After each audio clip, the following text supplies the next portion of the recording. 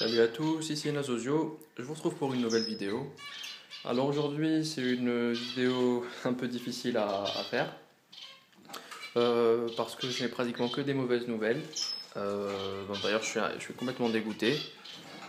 Donc par où commencer? Donc déjà les petits queue moineaux du Japon qui étaient là sont tous morts. Donc ils ont été abandonnés par le couple. Enfin non, c'était pas le couple vu que c'était la femelle longue-queue et la femelle moineau du Japon qui s'en occupaient. Elles s'en occupaient très bien les 2 premiers jours. Ensuite, j'ai voulu nettoyer la volière et j'imagine que je les ai trop dérangées. Donc elles ont abandonné la nichée et les 5 oisillons sont morts. Ensuite, donc mon couple de mandarins qui était dans cette cage-là, avec les 7 œufs de Ruficoda. Donc il y a 3 petits Ruficoda qui sont nés et ils ont tout de suite été massacrés par les mandarins. Donc au début je pensais que c'était le mâle comme chez les longue-queue moineaux du Japon et finalement donc j'ai séparé le mâle de la femelle. La femelle a continué à couver, un nouvel œuf a éclos. Et en partant voir, j'ai trouvé le bec de la femelle en sang et un oisillon gisant au sol, déchiqueté aussi. Donc c'était la femelle qui l'avait tué. Et les autres œufs de Ruficoda ont été encore une fois abandonnés par leurs parents. Donc j'avais 5 œufs dans un nid de Rufi, abandonnés par les parents. Donc ce que j'avais fait, c'est que j'avais mis mon couple de moineaux du Japon en repro ici, dans cette cage, avec un nid. Je leur avais donné les œufs de Ruficoda. Je vais vous montrer ça. Donc je leur avais mis les œufs de Ruficoda. Bon là ils sont complètement séparés.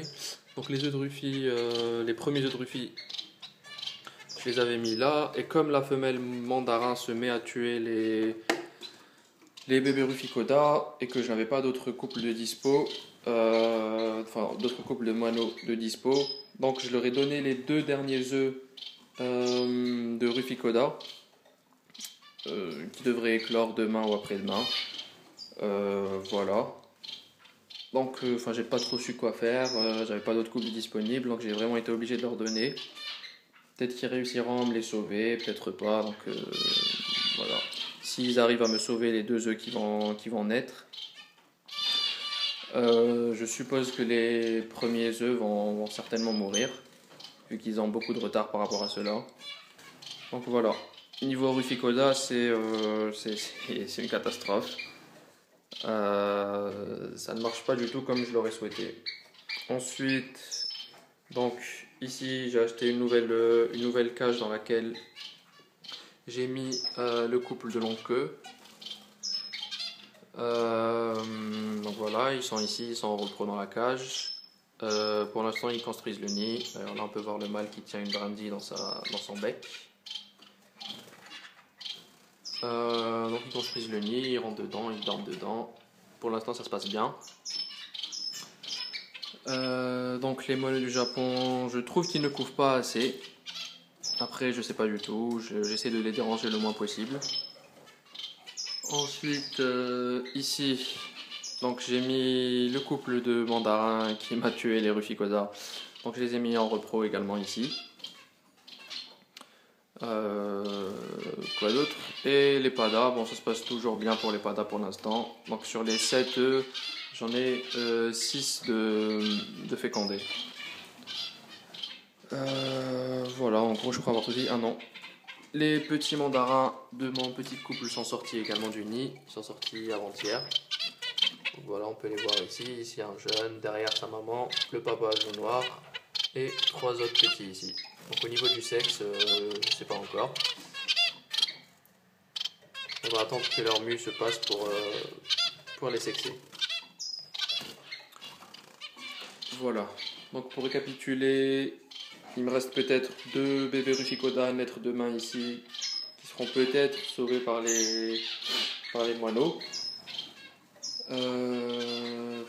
Ici, il me reste 6 œufs fécondés de Pada. J'espère que ça va bien se passer pour eux. Donc là, les 4 bébés mandarins qui sont bien sortis du nid. Ici, les longues queues qui construisent leur nid doucement. Et donc les inséparables, bon, ils sont toujours là et ils font toujours leur vie.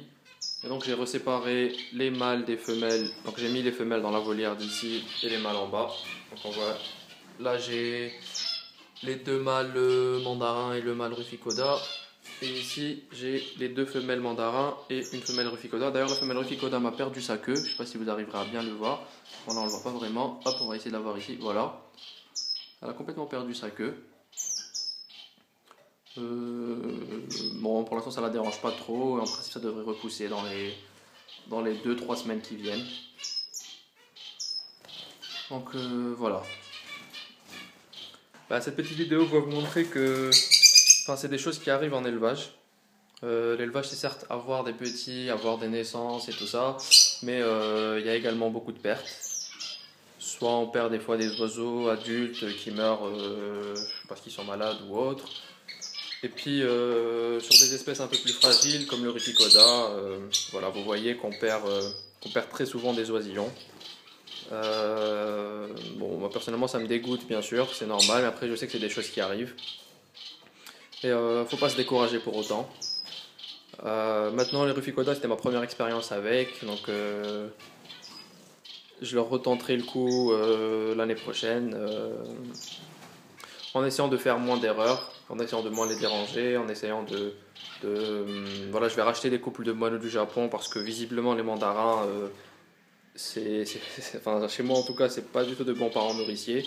Ce ne sont pas de bons parents nourriciers pour les ruficoda en tout cas. Et voilà.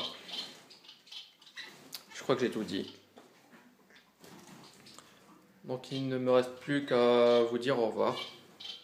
Et en espérant que la prochaine vidéo soit plus joyeuse, avec de bonnes nouvelles cette fois-ci. Voilà. Au revoir.